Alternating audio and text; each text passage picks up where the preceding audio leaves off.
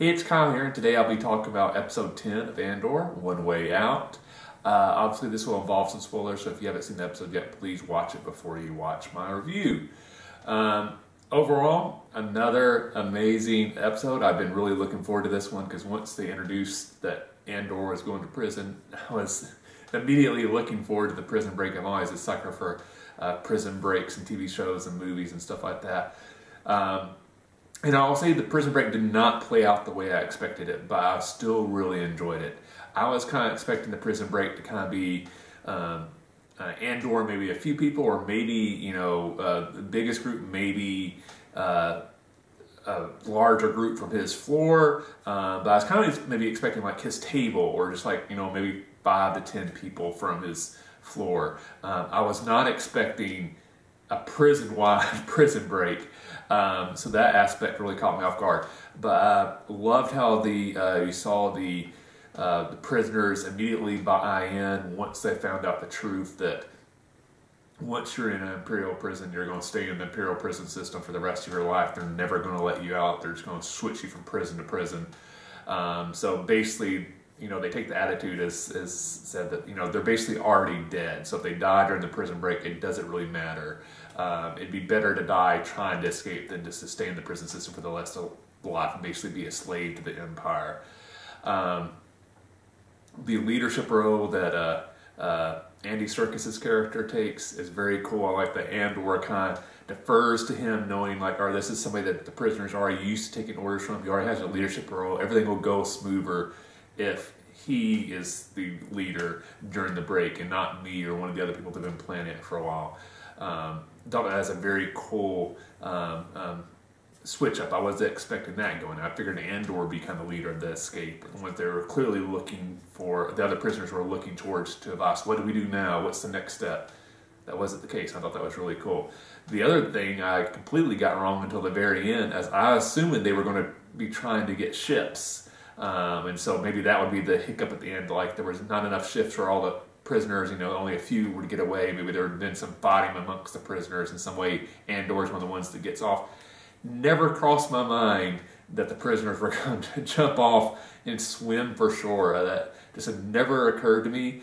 So that completely caught me off guard. And then, that heartbreaking moment when Andy Serkis's character basically, as prisoners are trying to jump off, he's like, I can't swim. And I think it kind of makes you go back and think of the entire episode in a different way, because you assume by that the prisoners' goal the entire time was to jump off and swim. It didn't seem like they were surprised when they got there, like, oh, there's not a ship, what are we going to do? It seemed like that was the plan. Get to the top, jump off. And he knew, obviously, he couldn't swim the entire time, that he was basically leading a prison break that he wasn't actually going to be able to survive, So I don't know if we'll see any more of him. I don't know if it's implied that, since it did show him jump, did he decide just to jump and basically, I'm already dead, I might as well just commit suicide, I'm not going to serve the Empire? Or if he just couldn't bring himself to jump, and then maybe we'll see him in a future episode being arrested or interrogated by the ISB to learn more about Andor. Because I think at some point in this series, the ISB is going to become aware that Andor was actually in Imperial prison just under a alias, and they didn't know it until he'd already escaped. And so maybe Andy Serkis's character is the one that then they go and talk to try to figure out, who is this person? Where was he going? What was the plans? That type of stuff. So overall, the prison break part of this episode was amazing. Kept me guessing the entire time because I was constantly guessing wrong on what was going to happen next, which to me was the mark of a good prison break plan. The other elements of the episode, like throughout the series, I've really been enjoying the Mon Mothma stuff.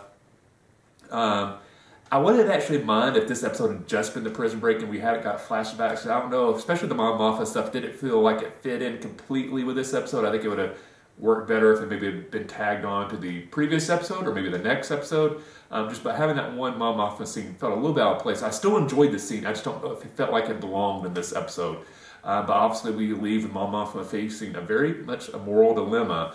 She's basically off their chance to, to launder money to basically fund the rebellion. But the change-off is that, her daughter might be paired off to basically marry the son of of a mobster, and she's having to, you know, weigh that morality. What am I willing to do for the rebellion? At the same time, you do see the opposite side of that with Luthen, who basically is willing to have 50 men die on a suicide mission to protect the identity of an ISB double agent who's aiding the rebellion. And he, you know, then that epic speech he gives, where he basically like, "This is what I have done for the rebellion. You know, I basically have sacrificed my soul." So you see those two elements. You know, somebody who's already done horrible things for the rebellion, in some ways regrets it, but now that they've done it, they realize there's no going back. They're this person now. And Mon Mothma, who's now having to decide what kind of rebel is she going to be. I'm really enjoying those comparisons between those two characters. For some reason, the Luthen part felt more like it belonged in this episode. I think maybe because of the ISB elements of it. I'll say I did not see the ISB double agent coming. I thought there were, when, you know, they were talking about this agent he was going to meet with, I thought like, oh, maybe it's an Imperial double agent. And I had a few possibilities. One was the aide that we've been kind of seeing a lot in ISB. That's and I forgot her character's name, but our ISB heroine commander that's rising fast through the ranks. I thought maybe it's his aide, because we've been seeing a lot of him. You know, maybe that's it. I would have never guessed it was the character it was. That completely caught me off guard, which, again, I think is very appropriate, because, you know, in a spy thriller, you're never supposed to know who the double agent is. And I think, honestly, if you're able to guess in a good spy thriller who the double agent is, the writers, directors, whoever didn't do a good job with it, because it really should catch you off guard. And it really definitely caught me off guard. But that scene was epic. Luthen's speech, the double agent speech, basically trying to get his life back, to try to, you know, he has a family now. He just wants to be a regular person. But, you know, basically Luthen telling, hey, the rebellion has you and the Empire has you, and neither of us are going to let it go. You just have to deal with it and make the best out of it you can, and just go with it, because there's no going back now. Amazing episode. Really, really loved it. Loving the series more and more with each episode. Kind of excited to see where we go now post Prison Break. Are we going to see how Andor gets off the planet? Or are they going to kind of skip ahead and he's already kind of made it off planet? Again, are we going to see more of the Andy Serkis character? I'm kind of interested. I wonder, are we going to see the Rebel raid that we now know is doomed to failure because of the intelligence link to the ISB? Are we going to see that, or are we just going to hear about that?